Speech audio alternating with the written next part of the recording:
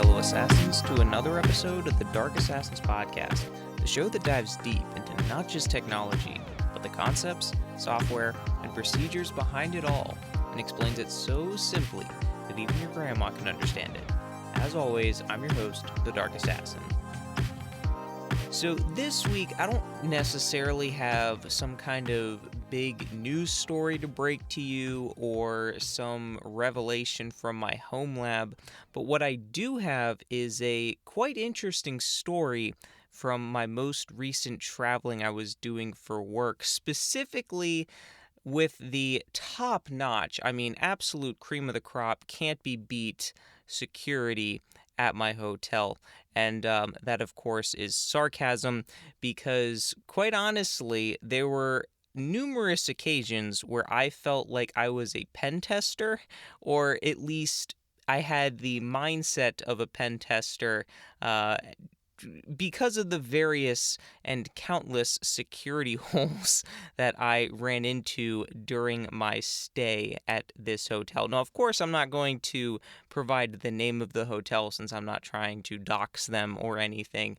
But yes, I did feel kind of like a penetration tester, and if you're unfamiliar with what a penetration tester is, they're basically the guys that get paid by companies to try and hack them to test their security. So it's basically a way that you can be a hacker and get paid for it and also do it legally. Now, of course, as I've mentioned before on the podcast when talking about pen testing, you, of course, do not... You should not, and please do not, do any sort of hacking or pen testing unless you have written authorization from the individual or the company that you are trying to hack into or pen test.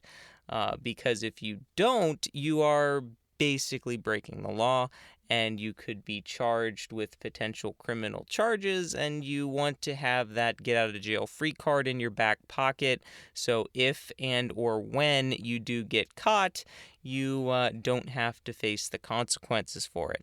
So that's coming up in this episode, but first, let's get into our trivia question for the week. So in classical computing with transistors, the basic unit of information is a bit, which can store either a 1 or a 0. But what is the name of the basic unit of information in quantum computing? So what is the basic unit of information in quantum computing? And that is your trivia question for the week. Now, before we get into some good cybersecurity stuff, I wanted to briefly talk about the upcoming Apple event that just got announced this week. It's supposed to air, all of the above. I'm not sure. I think there's supposed to be a live event and an in-person portion for the press on September 9th. So this is their September event, and generally what that means for Apple is it means new iPhones. So you can almost surely expect to see the iPhone 16 dropping at this event. It'll, of course, almost certainly be at the very end of the event since they kind of save their big things for last. And there's also potential rumors about new AirPods coming and also a new Apple Watch. So the Apple Watch Series 10, I think they're up to. And then some new AirPods as well. And I haven't heard anything super definitive on this, but there's also some speculation that a new iPad mini might possibly be announced at this event, which, it hasn't been updated since 2021, so it's kind of been a while. It's kind of due for an update. But one of the kind of suspicions as to why this might be the case is it's apparently very hard to get your hands on an iPad mini right now.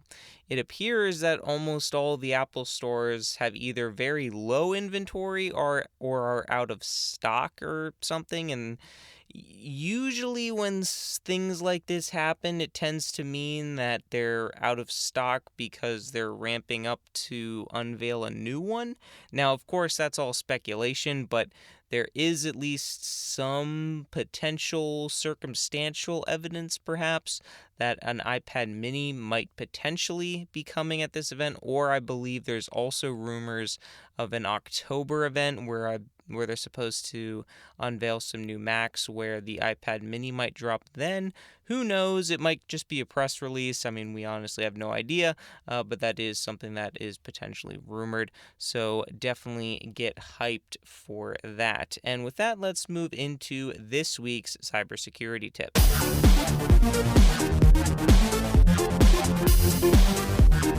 This week's cybersecurity tip is to ensure that you are adequately securing your IoT devices. So, there was an article that came out this week by Ars Technica that was about an unpatchable zero-day vulnerability in a security camera that is being currently exploited to essentially grow a botnet to perform distributed denial of service attacks or DDoS attacks. So, yeah, this isn't the first time that IoT devices have been taken over by botnets, and it will almost certainly not be the last.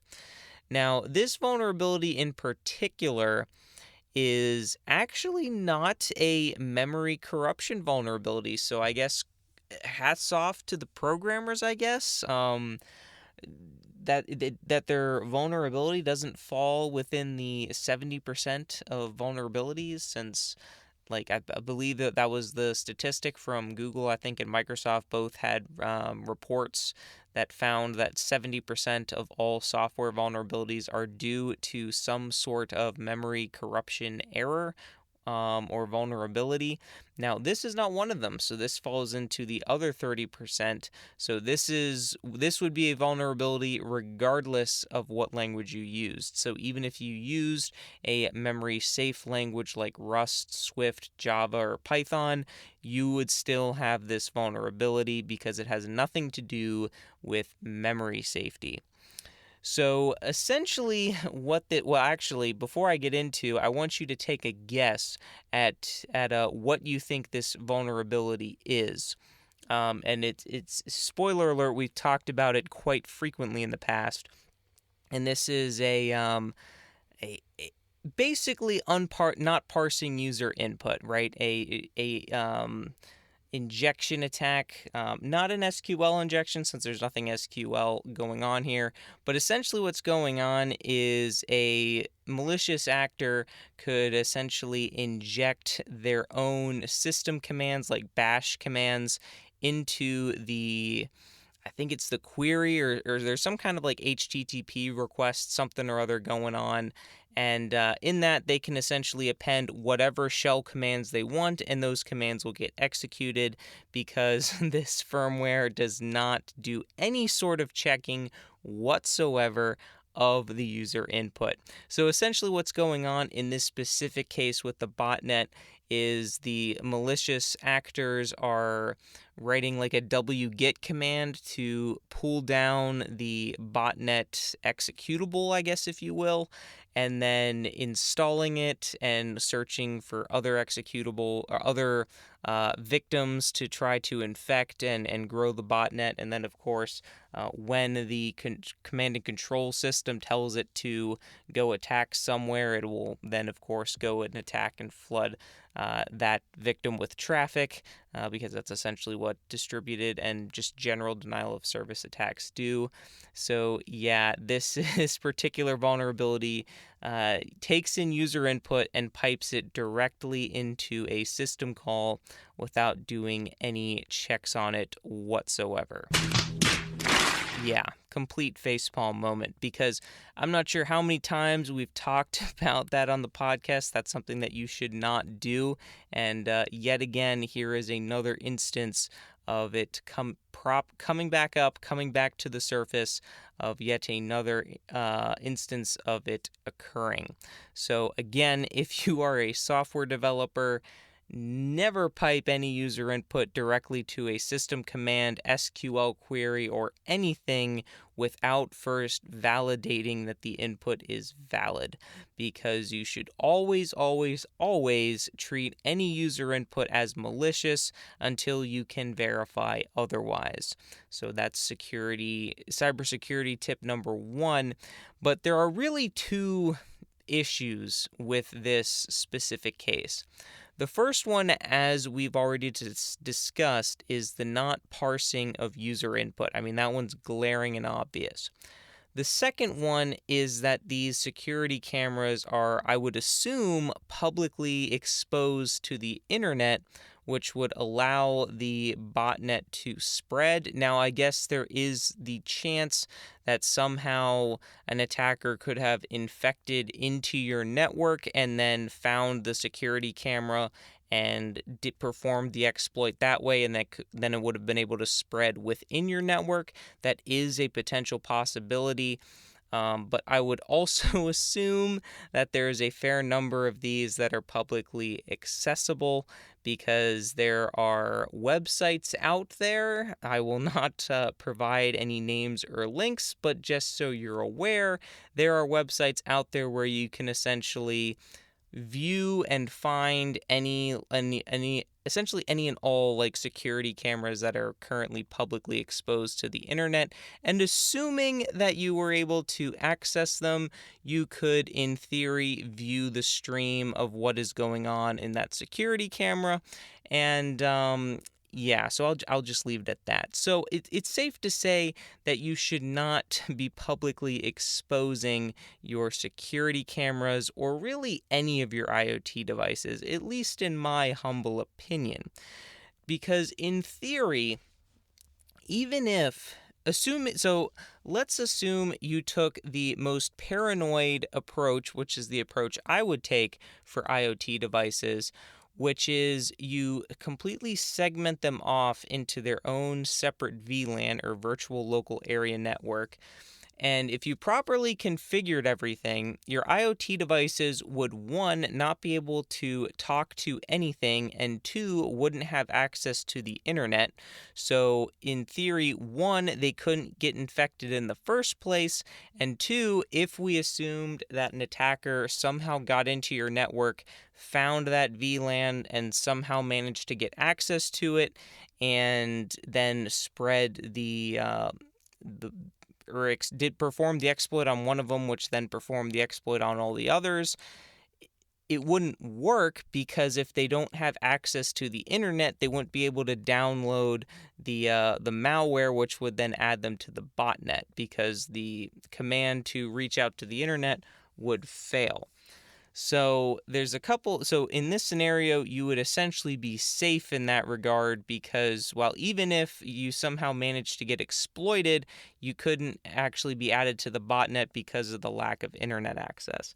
Now, how an attacker could maneuver through your network like that, now you could, of course, depending on how you set the VLAN up, in theory, you would want to be able to access the VLAN so you could actually see what was going on the security cameras, but you wouldn't want the security cameras to access anything else for various security reasons.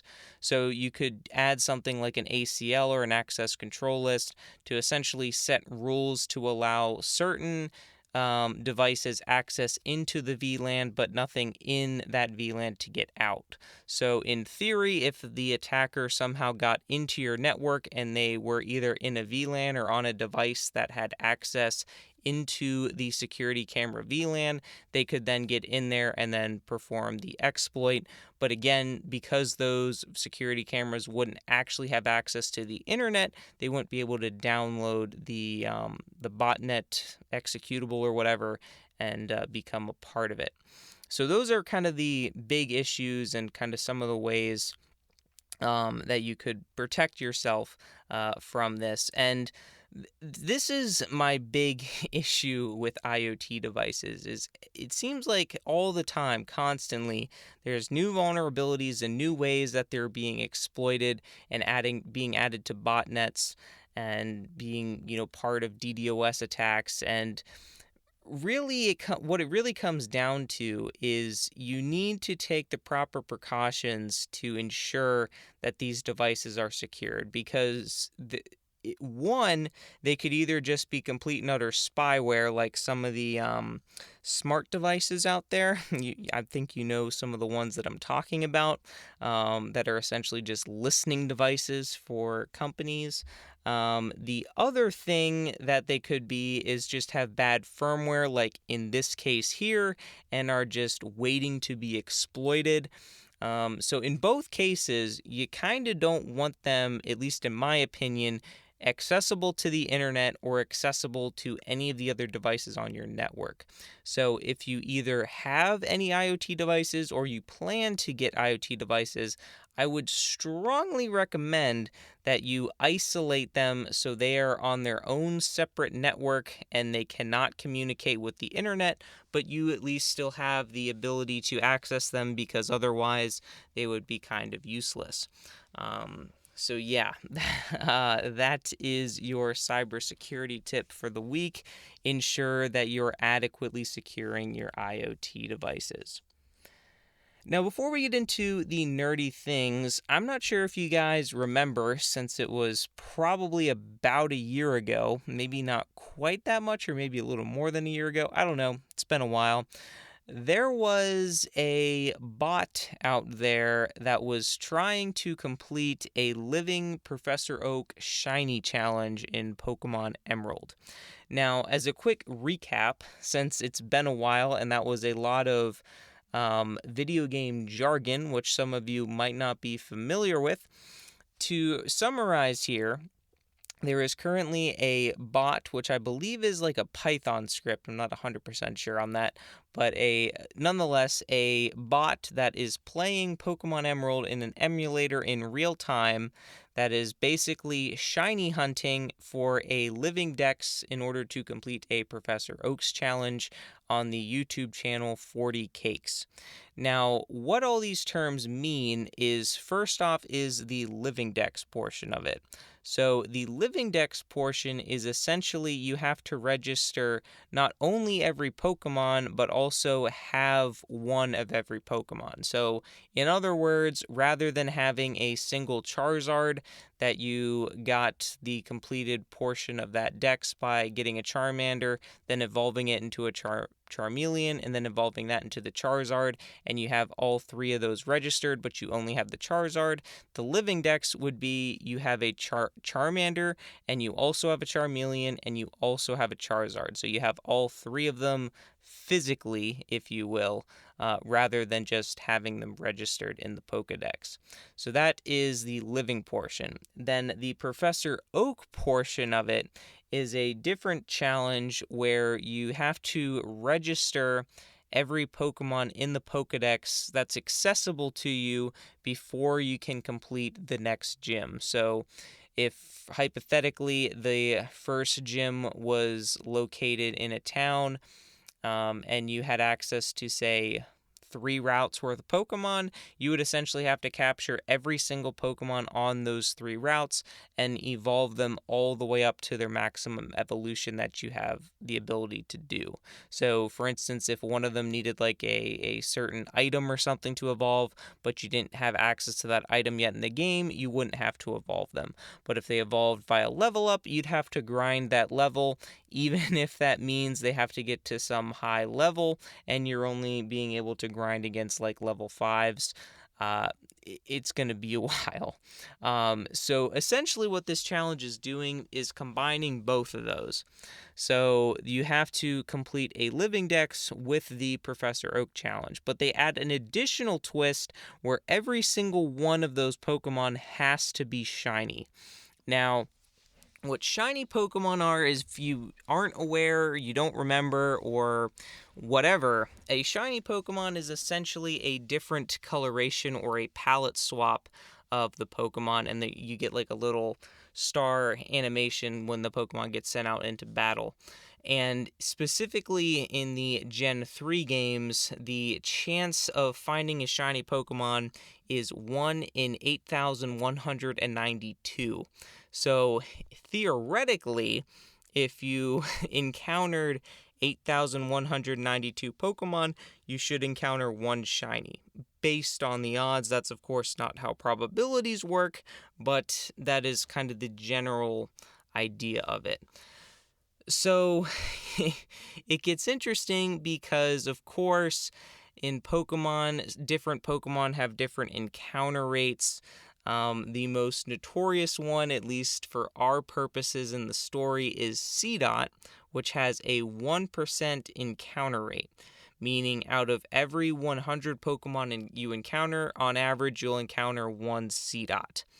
And this gets interesting for the shiny odds because out of every essentially just over 800,000 encounters, you would find one shiny Seedot, assuming you were grinding that area constantly. And you have to find 2 of them. So that is a lot of encounters. So basically, I believe when we first talked about this about a year ago, one of the shiny Seedots had been found, and I think they were maybe trying to find a couple others, and they were kind of taking a break from the Seedot.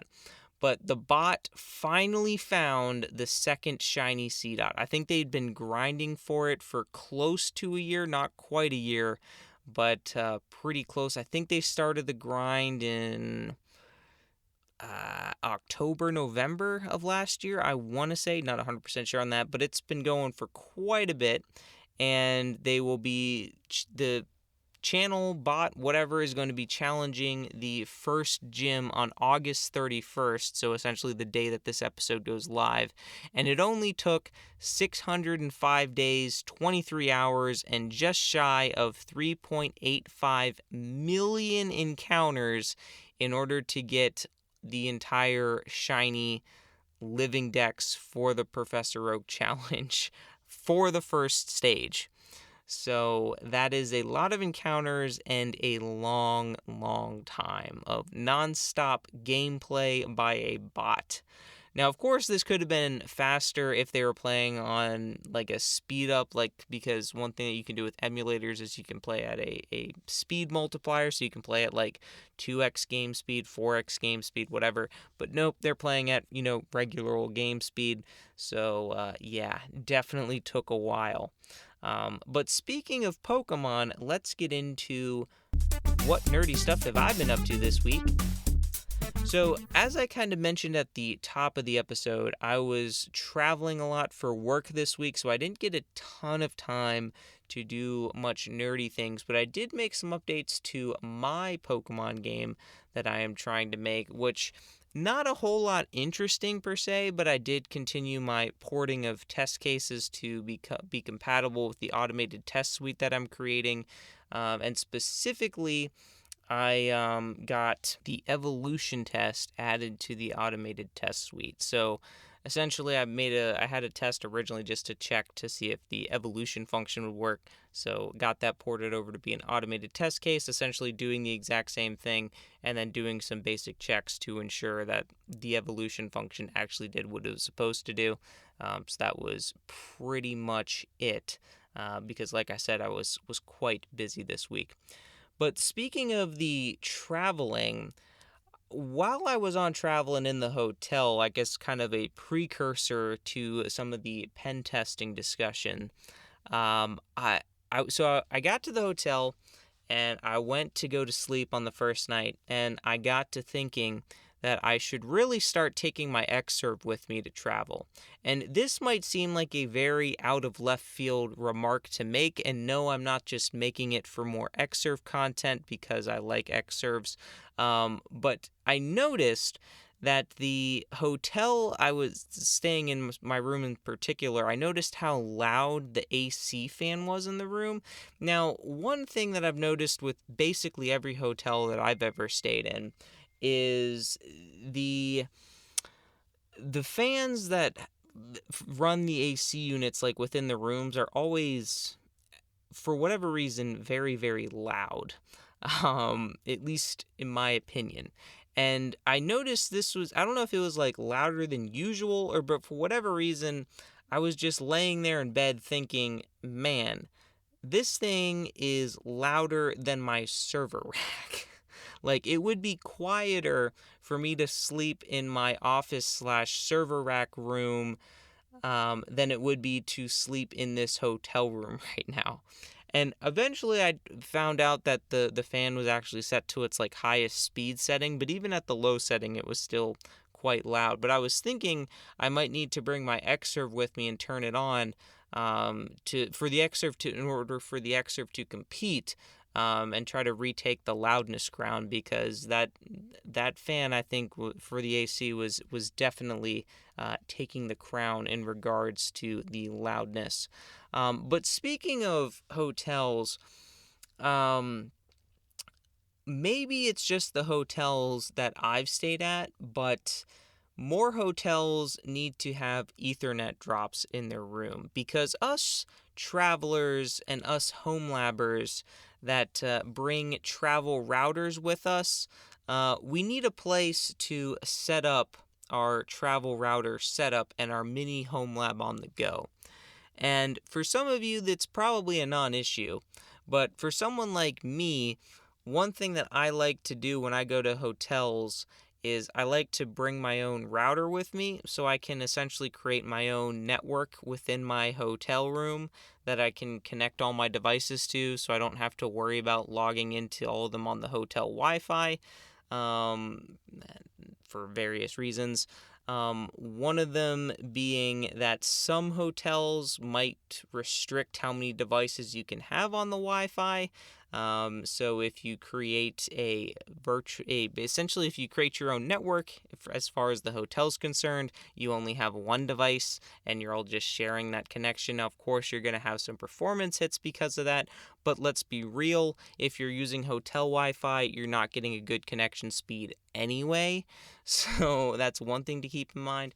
But of course, the other thing too, it's just, in my opinion, a lot nicer to connect everything to their own network. And then you can do kind of cool things like routing all the traffic over a VPN, so you don't have to worry about connecting all of your devices to a VPN when you connect to the hotel Wi-Fi. Now, you don't necessarily have to do that, but at the same time, you kind of run into the instance of who do you trust more with your data? Do you trust the VPN company or do you trust the hotel? There's a whole thing about VPNs and should you actually use them or not. I think one of the first episodes we did, I think it might have even been the second episode, was basically talking about how VPN companies are sort of a scam and how you don't necessarily need one.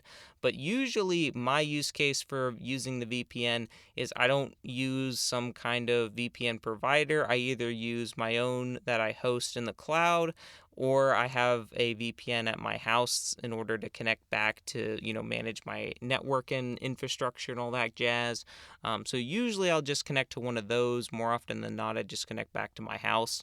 But either way, having that secure tunnel so the hotel cannot see what I am up to is quite nice. Now, of course, then it goes back to the debate, well, then my ISP can see what I'm up to, or the cloud provider could see what I'm up to, but regardless, the hotel would not see what I'm up to. But anyway, we're getting kind of off the rails here, because in most of the hotels that I've been to, especially recently, I have to have a rather jank-tastic solution where I connect a laptop or something, connect that to the hotel Wi-Fi, and then use either, if the laptop has an Ethernet jack, which most of mine don't now, I have to plug in a dongle into the laptop for Ethernet, which then I plug into my router, and then of course the router's plugged into the wall, and then the router provides, the Wi-Fi for my room.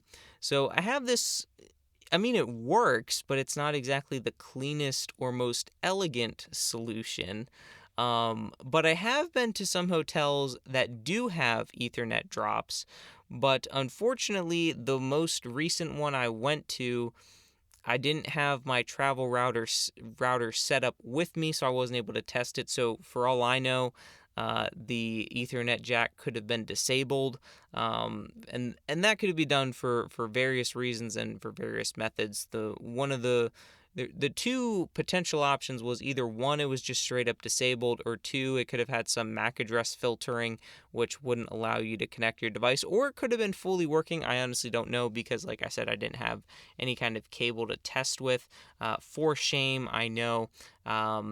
But for all I know, like I said, it could have not even worked. But the next time I do encounter a um, Ethernet jack in my hotel room, I will almost certainly try to ensure that I have at least an Ethernet cable to test to see if it works. Because honestly, one thing I've actually been kind of experimenting with the past few times I've gone on travel for work is ensuring that I pick a different hotel room basically every time, just to try to see if I can get one that has an Ethernet drop in the room specifically for this use case. Um, but I have been fairly unsuccessful in this endeavor, which has honestly been quite disappointing. So I think hotels need to step up their networking game, because I know I mentioned a while ago on the podcast how terrible hotel Wi-Fi is as far as like speed goes, and I even kind of brought it up in this episode a little bit ago. So I mean, if we're being honest, the Ethernet connection probably wouldn't really improve things, because they almost would certainly have each one of those ports limited as far as how much bandwidth they can, hog. So it's not like, on the hotel Wi-Fi, you're going to get like maybe 5 megabits a second, but if you plug into the Ethernet jack, you'll get like a full gigabit. I highly doubt that would be the case. Now, I still think you'd probably have faster speeds on a, wired connection through Ethernet, just because that's how Ethernet is. But I still don't think you'd get that fast of speeds, because I'd almost certainly could guarantee you that they would be limiting the speed at the port level, on whatever switch infrastructure that they have. Because that's how it was like, back when I was in college. My room had an Ethernet drop, but of course it was limited. Now, my friend DOS Dude 1, him and his friend did kind of at one point manage to get around that limitation, at least for a time. But then I don't know if someone figured it out, what they were trying to do or what, but then they kind of got bumped back down to the 30. But they had a whole adventure trying to get full gigabit Ethernet access to their room, which was quite an adventure to be kind of sort of involved with. I didn't have a hand really at all, but just kind of hearing their stories was pretty amazing.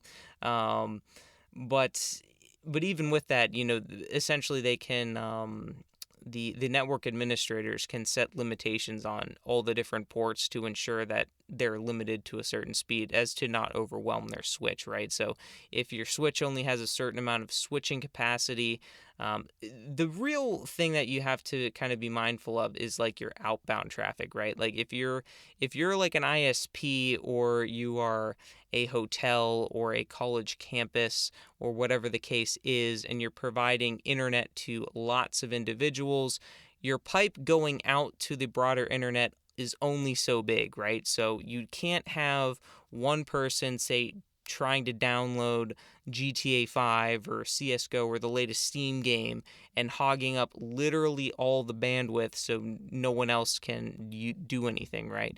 You need to ensure that everyone can get a fairly equal amount of the pie, if you will. So what you can do is at the switch level, you can limit, how much speed each one of the ports get, in order for one person not to essentially take over the network. And it's the same thing too for like home labs, right? Like if you have a switch that has, like an uplink port, usually this is like a higher speed than the rest of the ports. So a common one is you have a gigabit switch that might have like 2 or 4 like 10 gig ports. Those are specifically for your uplink ports, so you can either connect to other switches, connect to high speed devices like a NAS or something, or connect to like the outer internet.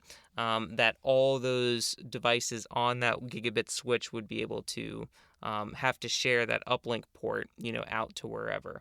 Um, So if you wanted to ensure that no one hogged all the pie, you could, limit how much each port would be able to access. But again, we're getting like super off the walls and off topic on this. So let's actually move into the main thing I wanted to talk about this trip, which is the fantastic security at my hotel. And again, I am saying that sarcastically.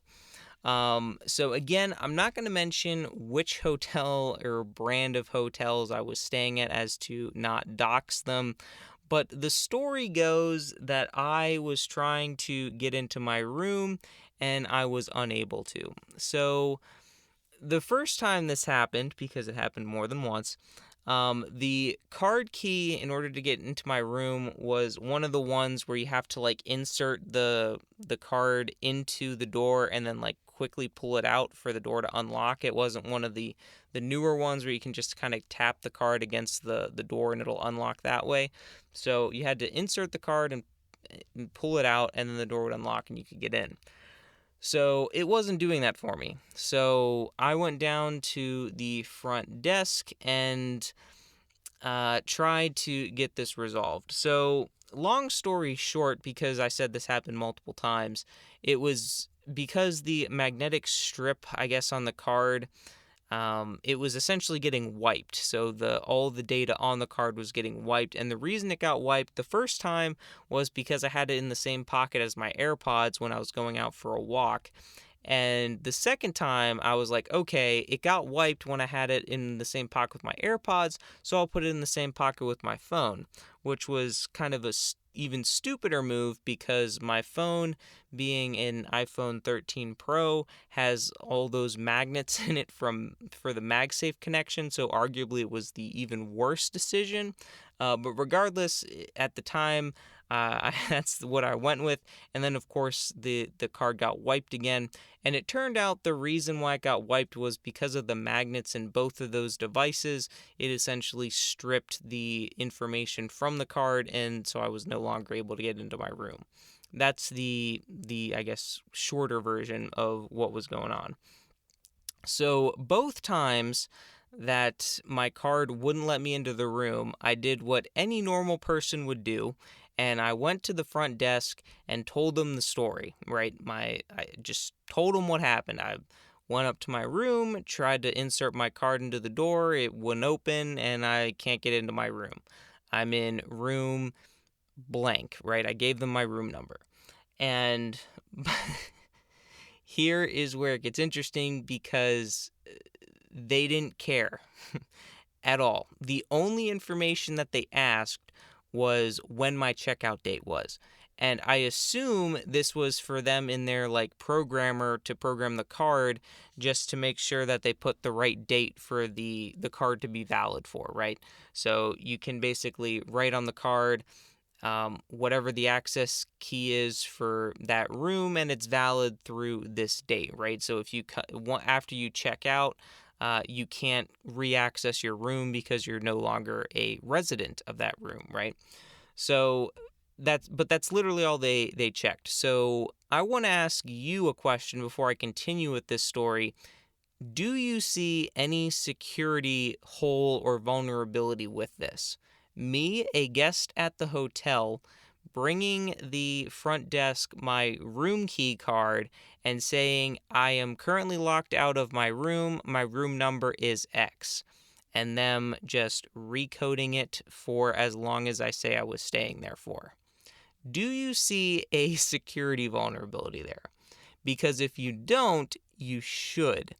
And because so here is the reason why. They didn't ask for any information about me. They didn't do any lookup into their system. They didn't do any kind of verification, nothing.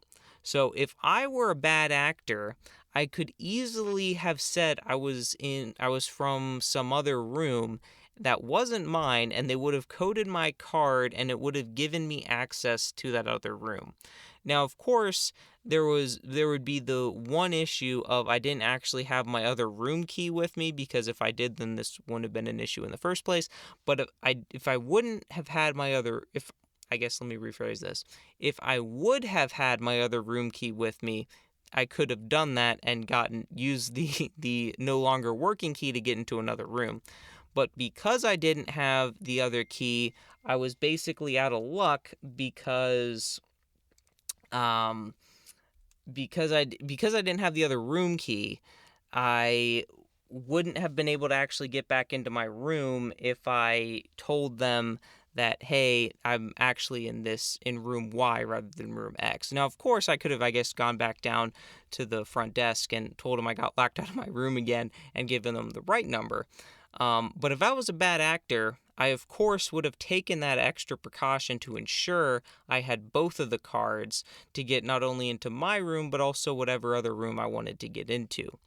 And see, these are the kinds of things, if you're a cybersecurity minded person, you kind of think of in otherwise innocuous and normal situations. Because I don't think the normal person that doesn't have a cybersecurity background would think anything of that interaction, right? They go to the front desk because their card doesn't work, and the front desk fixes it for them, and they go about their day. But that's like in the software development world, you test writing a test case, one specific test case, and you writing your code to fit that one test case, but testing nothing else. Like, yeah, in that one test case it works, but okay, did you think about this case? Or what if you give them bad input? Or what if you give them no input? Or what if you give them like 50 characters worth of input rather than 20? Like, what happens?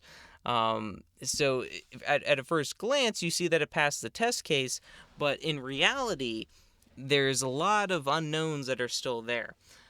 So from the cybersecurity perspective, I was just kind of thinking of this. I was like, okay, so I go to the front desk and I literally just tell them a room number and they give me access to that room without doing any kind of verification. Because the thing is, they could have easily verified me, because they of course have my information on file. They know what room number I'm staying in, or at the very least they could look up who's staying in the room that I asked for, and they could try to prompt for some other information to essentially verify that I am actually the person in that room. Because now at the time I didn't have my wallet with me, so I couldn't have even given them my ID even if they asked for it. So that would have, I guess, potentially been an issue, but they wouldn't have even necessarily had to do that because of all the other information on file, right? They could have asked for like what the email or the phone number was associated with the room that I was requesting, in order to at least have some kind of verification that I was actually the person staying in that room. Now, again, that's not a foolproof solution, but it's kind of that multi-factor authentication where not only do I, have something as far that being the key card, but I also know something, that being the phone number tied to the reservation for that given room, right? Because if I was a bad actor and I say I requested access to room Y and they prompted me, okay, can you just verify your phone number for me? And I got it wrong, they could be like, is this person actually in this room? And it could potentially spark some red flags. Now, again, I can see why the hotel did this, because this is kind of the definition of a security versus convenience thing. Because if you were a hotel guest that got locked out of your room, the last thing you probably want to deal with is a front desk essentially scrutinizing and questioning you to see that you are actually the person that you say you are, and verifying that you're actually trying to get into the right room.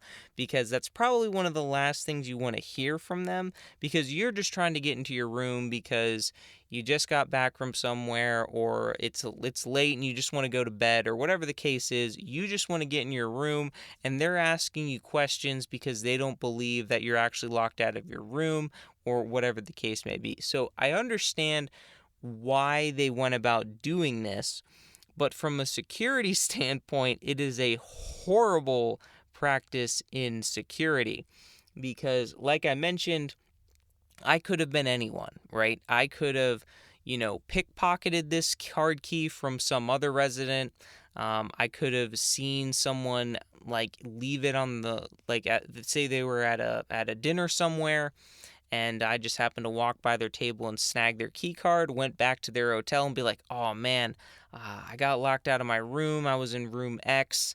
Can you recode my key card for me?" And they of course recode it, and then I could just go up to that room, not even a resident, not even in that room, and just get access and do whatever I wanted in that room. Steal whatever I wanted, of course, if I was a bad actor, which of course I didn't do any of that. But these are the kinds of things that I was thinking about, and this is something that a pen tester would do.